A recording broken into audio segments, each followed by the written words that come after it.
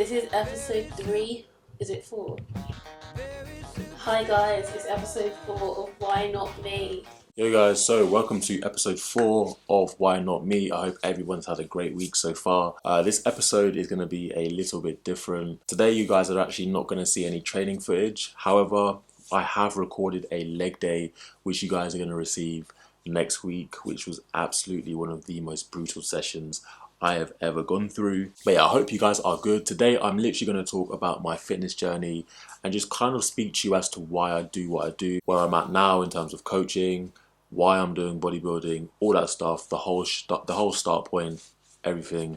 So pretty much going to be me just talking, and then I'm going to be showing you guys some clips, some photos, and all that good stuff. But first, I need to go and get some food. Pretty much spent the morning doing some check-ins. So for my online clients and also some of my one-to-one clients. Just had some PT this morning in the gym where I work out. I work in Pure Gym Bletchley. And then today is pretty much I'm just gonna be focusing on editing videos, admin, eating food. Just a bit of an update in terms of my own training. The last episode you saw that I had a phone call with Callum and we discussed kind of a plan going forward, and the plan is to get into a show next year. So a drug tested or drug free bodybuilding show, which is going to be the goal, and the goal is to win that. For now, the goal is going to be to build up enough muscle mass to then enter my first ever prep, and you guys are going to be with me all the way. You guys are going to watch me go through that prep.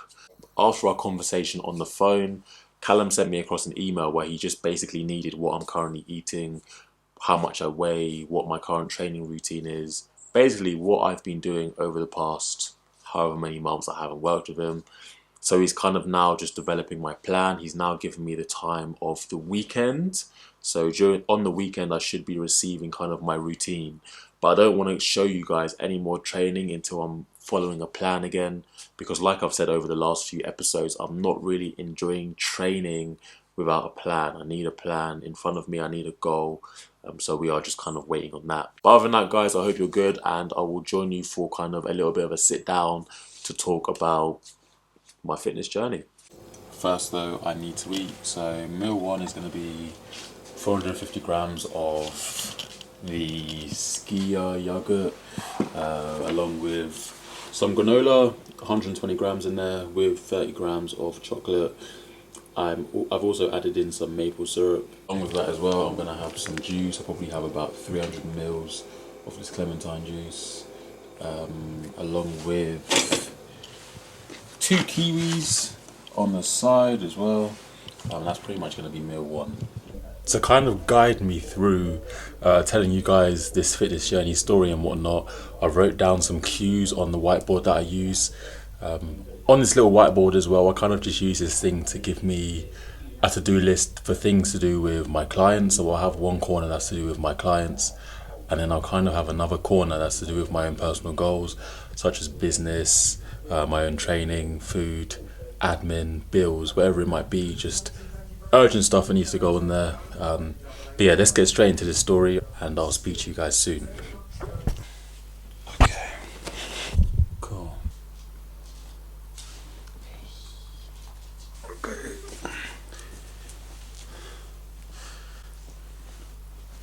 Okay. So, school. To be honest with you, I actually enjoyed school. I didn't really have any interest in fitness or the gym, kind of building muscle. I had no interest in that whatsoever. It was kind of almost weird to me if you wanted to go to a gym. My thing in school was always just going to be football, like most guys. I played football from when I was about 10 to when I was about 16 years old. Yeah, enjoyed that for a little bit, played football, was very active, just hyper. But yeah, the gym had never even crossed my mind in school at all. I didn't really have any sort of idea as to what I wanted to do when I was older. I didn't kind of have a set goal in mind at that point. I used to do a little bit of running as well. A little bit loud, but not too confident in myself. I didn't really have any kind of direction as to what I was going to do. So maybe like an attention seeker. But I think that was all down to just insecurity. And I think that's kind of what the environment of school will kind of create, that insecurity in people. Kind of the need to want to fit in and all that sort of stuff.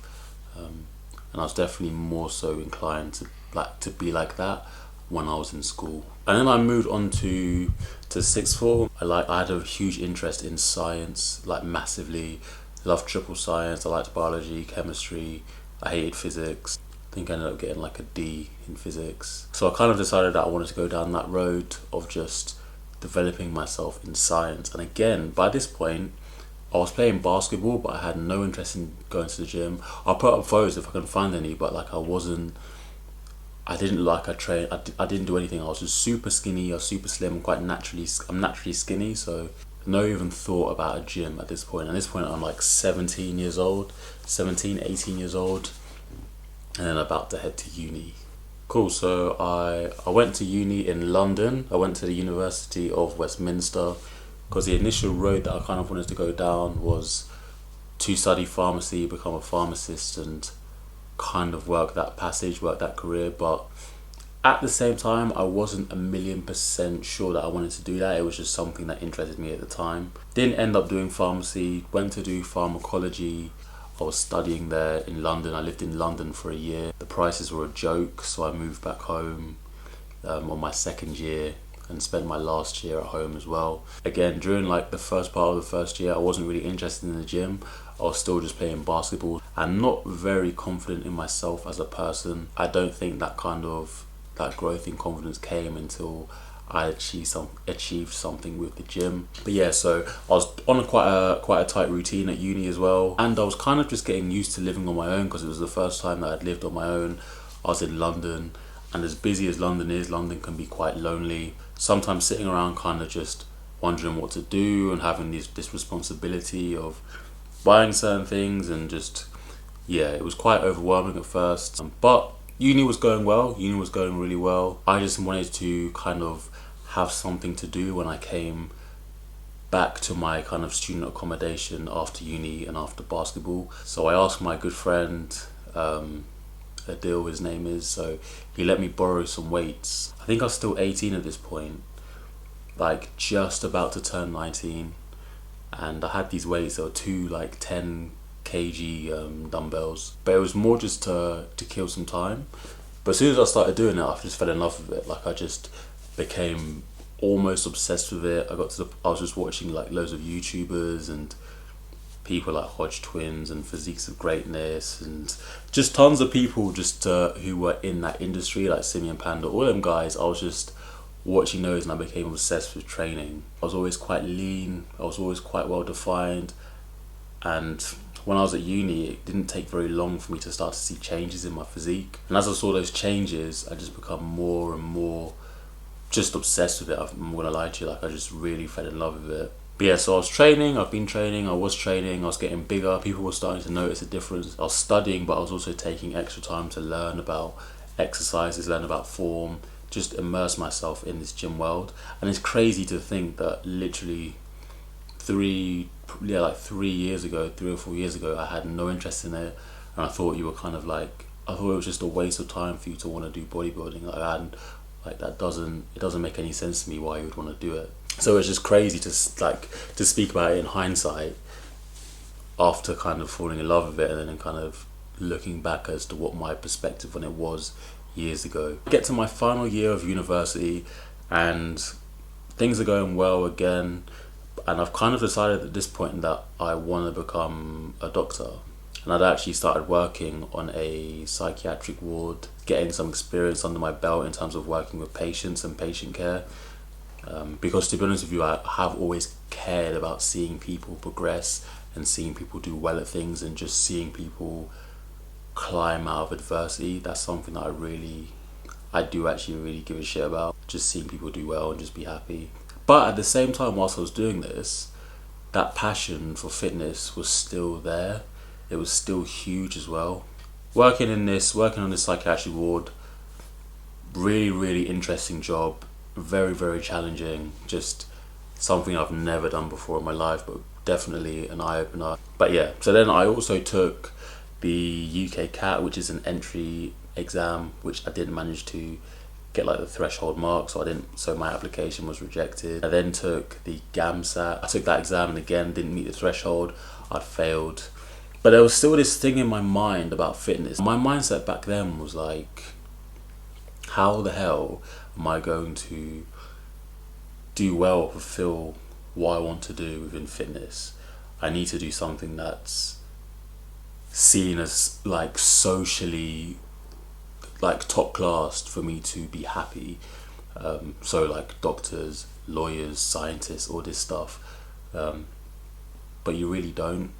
I graduated uni at this point, so I graduated uni with a first. I was like, do you know what? I'm gonna put everything into my passion and everything into this passion that literally will just keep me up at night thinking about certain things within fitness. So yeah, I decided to go down the route of fitness. So as I was working at this place, at this psychiatric ward, I started to do my level 3 personal training qualification. It's really not a good qualification at all. Like, it does not prepare you for the madness that is personal training, the business side of things, communicating with people. It just doesn't teach you that at all. I managed to do absolutely fine on that. I done it with a company called Lifetime Training. The course, I think, in my opinion, just needs looking over again, because it's just really, it doesn't prepare you for personal training, especially if you want to be a great coach. That you're going to have to do way more than what is given to you in the level 3. So I'd finished my personal training qualification and I was like, great, now I just need to work and now I just need to work in a gym. My mindset back then was like, I'm gonna work in London in a gym, people pay more money in London, I'm gonna make it as a PT, bang bang bang, this is what's gonna happen.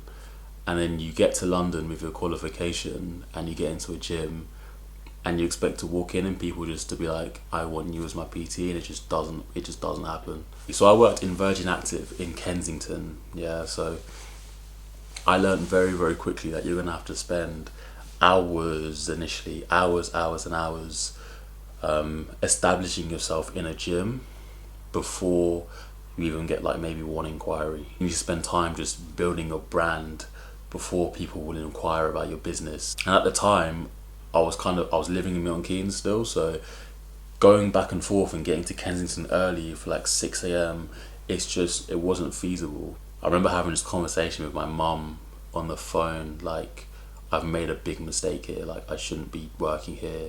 And I was of the mindset of like, I've made a mistake, so it's all gone wrong, like I just need to go back to like doing this thing, trying just in science and all that thing, and just I was having a lot of doubt in myself.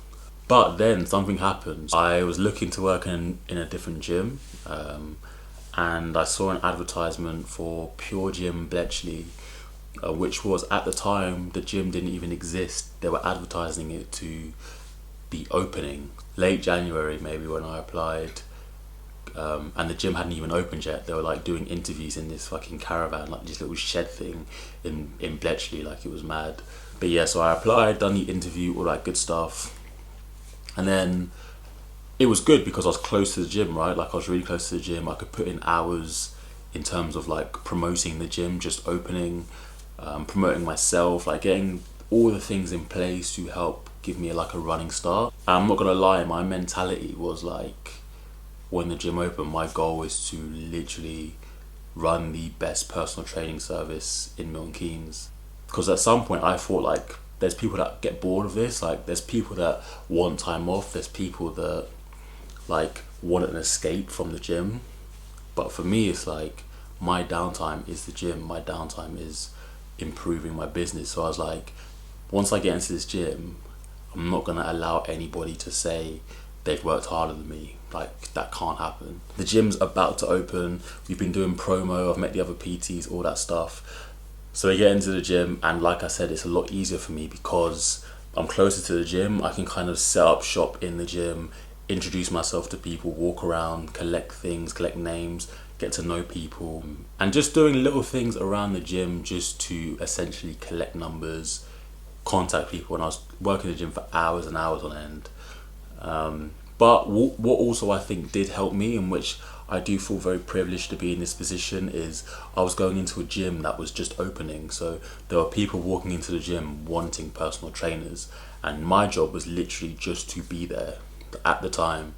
You know, because they'll be like, they'd walk into the gym, And if there's only 2 PTs or 3 PTs that are in there out of the 8 that hired, there's more chance of them obviously coming to me. So yeah, that's how I started in coaching. And from this point, I just became obsessed with just getting better and better and better. I had one of the PTs in the gym called Laurie, who really helped me out a lot because he had a lot more experience than me in the gym. So I kind of saw advice from him about kind of dealing with clients and dealing with finances, training people, all that sort of stuff. And then I also as well was kind of focusing on my bodybuilding, so I got myself a coach as well, a coach called Jace. Probably know Jace on Instagram, and it kind of gave me an insight into the process of coaching people.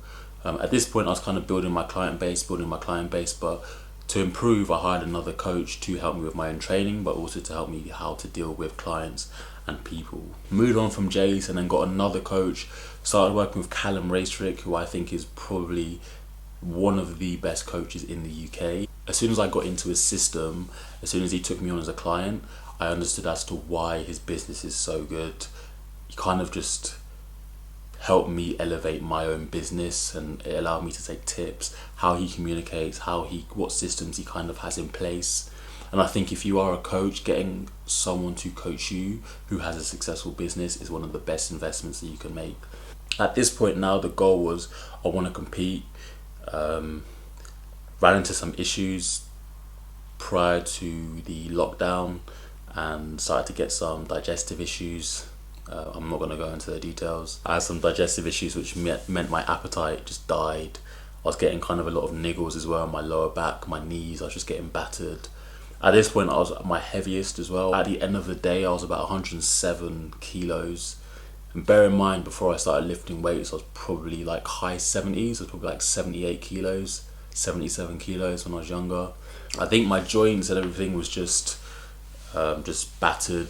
My appetite had been shot. I stopped working with Callum. Plus I also wanted to bring in more money to my business. Again, I hired a business mentor, a guy to help me focus on the business. So as you can see, like from just this level 3, I've literally gained nothing from the level 3. I've gained more from people and investments that I've made outside of that. People that I've met, conversations that I've gone after, people that I've paid to have in my corner, to have in my circle, has been more valuable to me than that level 3 certificate. So business was getting a lot better, I was getting busier, and I started working with Callum again, and here we are. Right now the goal is to essentially next year win a bodybuilding show. So I want to be a British champion in a drug-free bodybuilding competition, and I think it's very, very possible. That is a big goal for me, and essentially that's why I made this series. That's why the Why Not Me series is happening, and I literally have this vision of me winning a show, and that's is something that I really want to do. It's not with my training, I want to be able to have something to show for that performance in the gym. I don't just want to go to the gym just to go to the gym kind of thing. And then why bodybuilding as well? Bodybuilding to me is one of the truest tests of hard work, because it's pretty much an extreme. It's like an extreme sport. It's like, how consistent can somebody stay? Because that's a test as well, because not many people can stay consistent. But eat the same things, train the same way, get stronger, you're doing the same exercises. It's just a test of who wants it more. If the results that you get in bodybuilding is literally who wants it more, and it shows in people's physiques. Like, it just shows. As soon as I see that somebody has an incredible physique, it just shows. You just know the work that has gone into that. Regardless of genetics, if somebody's got a great physique, like honestly a really good physique, then it's just, you know what that person has gone through to reach that point. And I like it. I like testing to see how consistent I can be, and just, yeah, and I want you guys to kind of see it in this series. But yeah, that's pretty much it. That's pretty much the journey. I don't think I missed out anything. But my mindset, like I said, so that when I had that goal of kind of wanting to be in medicine and be a doctor, it's changed, because I was still doing fitness, but I was too focused on two different things. Whereas now I'm focused on one thing. My goal is now just become the best coach that I can possibly be, and just expand and help as many people as I possibly can. And I think that's important. I think it's important to have your sights set on what you really want. You can't really half-ass it. But yeah, guys, I hope you have enjoyed this episode. Like I said, next week there's going to be Why Not Me episode 5, and also a leg day video from me and Ash. So stay tuned, and I will see you guys soon.